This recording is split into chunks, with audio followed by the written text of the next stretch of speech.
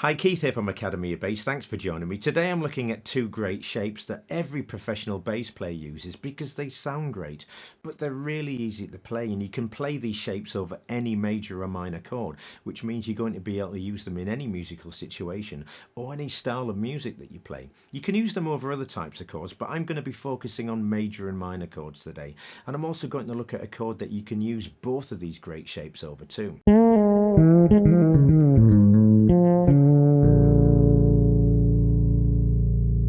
I'm going to start by looking at this in the key of C just for ease, but then I'm going to transfer it to a couple of other keys so that you can see just how easy it is and hear just how great it sounds in every key. I'm also going to look at a bunch of really well-known bass lines that use these shapes, which I hope will give you some added inspiration as to how to start using them and play great bass lines of your own. So we've got a C chord, and there are a few things in an ideal world that you might want to know about this chord, such as the arpeggio pattern, played a couple of different ways, and also the major pentatonic scale,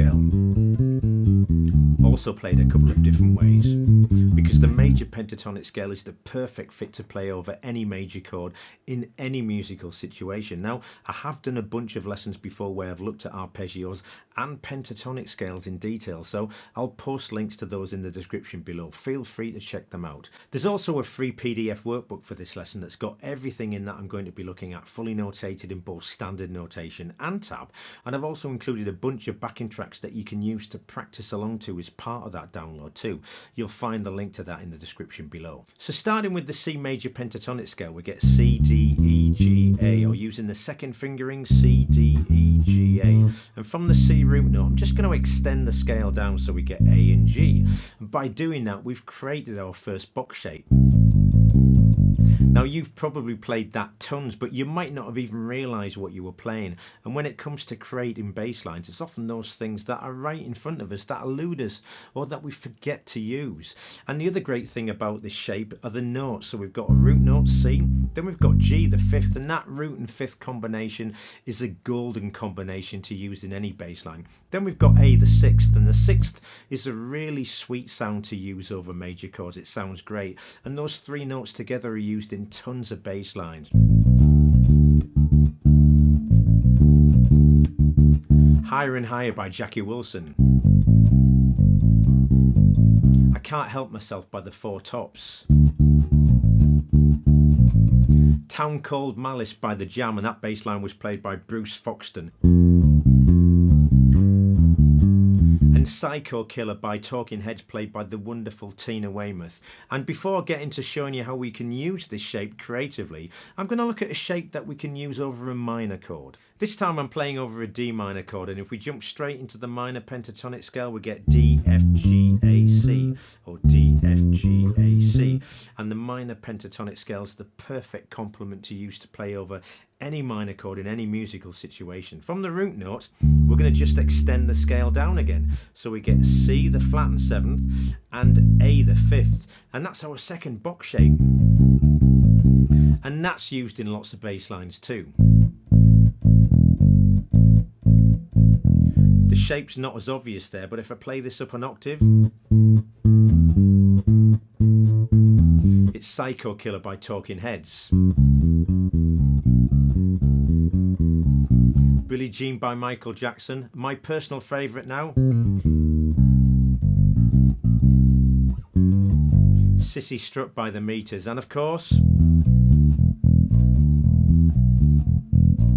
Living on a Prayer by Bon Jovi. So it's a great shape, and you can even use this shape over a major chord, but more on that later. So let's get into how we can start using these great shapes to play some bass lines now. One of the biggest problems that we have when we're trying to create a bass line is actually knowing how to make a start and how to use all of the stuff that we know. But my approach to this is always really simple, and that's to find a groove that fits the music that I'm playing using the root note. So I'm going to start by playing a really simple root note rhythm over a C chord.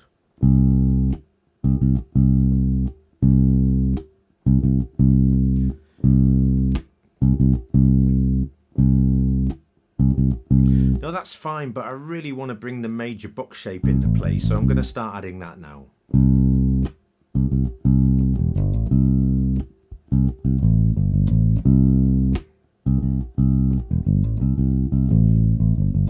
Up an octave. So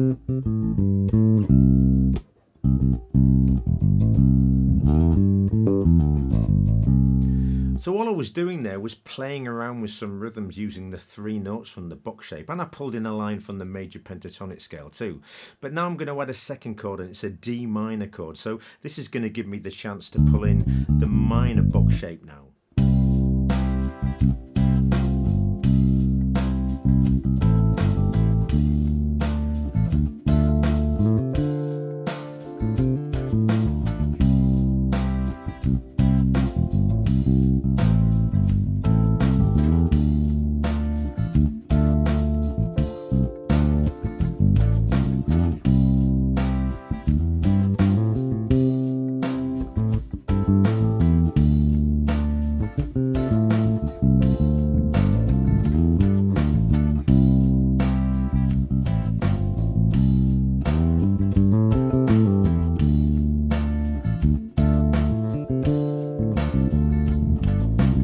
So again, all I was doing there was playing around with some different rhythms using the 3 notes in both the major and minor box shapes. I also pulled out a couple of different lines using the major and minor pentatonic scales too, just to link things together. But what I'm going to do now is playing a completely different key. So this time I'm going to play over an E flat chord. Now, if you're doing this for the first time, I'd recommend you start by getting your bearings. So I'm playing E flat here, the 6th fret of the A string, and the first thing I'm going to play is a major chord arpeggio. Then I'm going to play the second pattern too. Then I'm going to play the major pentatonic scale and the second pattern. And from the root note I'm going to take it down so we can take in the box shape. So in this one position we've got pretty much everything we need to play over this E flat chord. But you can also play E flat from the 1st fret of the D string. Here's the major pentatonic scale. And if we extend it down, we get the box shape. And you can link all of those together too.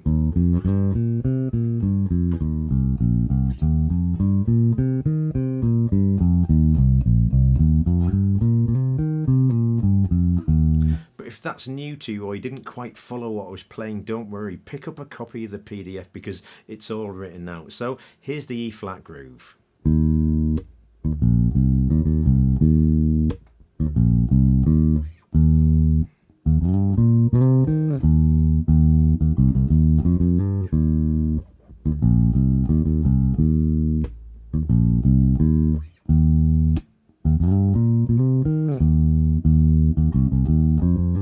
So I started with the box shape starting from E flat at the 1st fret of the D string and played a couple of different rhythms. Then I moved up to E flat at the 6th fret of the A string, played up the pentatonic scale to play the box shape an octave higher, and I finished off with an E flat major pentatonic line. What I'm going to do now is add a second chord again, just to make this a little bit more interesting, and that is a C minor chord. So again, if you're doing this for the first time, make sure that you know the chord arpeggio and the pentatonic scale in both patterns and the box shape.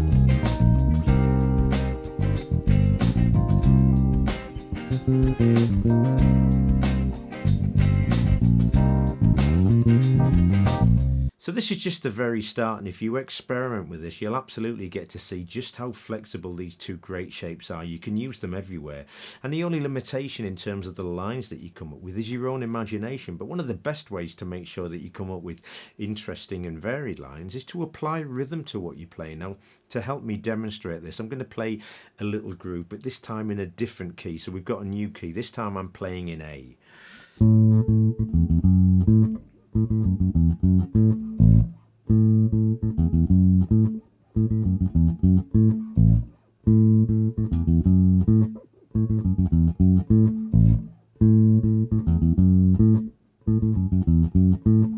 So this this time we've got much more of a 16th note rhythm. We're starting from the box shape at A here at the 7th fret of the D string.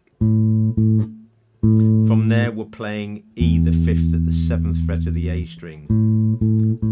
We're playing that twice, and then we've got F sharp the 6th, that's the last note in the box shape before we come back to A again.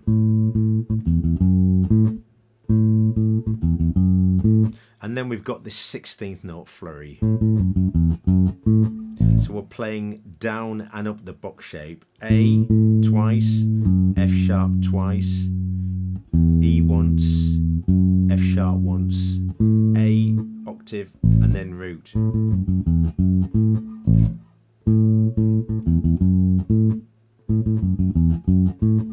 So rhythm absolutely makes the difference to what you play. At the start of this lesson, I did say that you could use the minor box shape over a different type of chord, and that chord is a dominant 7 chord. Now, the starting point for playing over any chord is to make sure that you know the arpeggio. So we've got a G7 chord, and we're playing G the root, B the 3rd, D the 5th, and F the flattened 7th. And I'm going to play over this using a couple of different rhythms, but I want you to imagine that I'm playing this groove.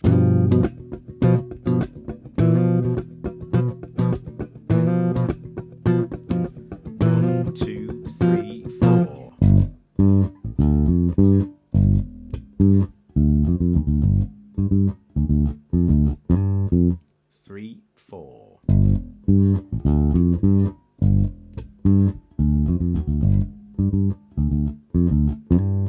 So I played exactly the same thing each time there, but the only difference was the rhythm that I played. So I played root, octave, 5th, flattened 7th, and octave. And this was the first time.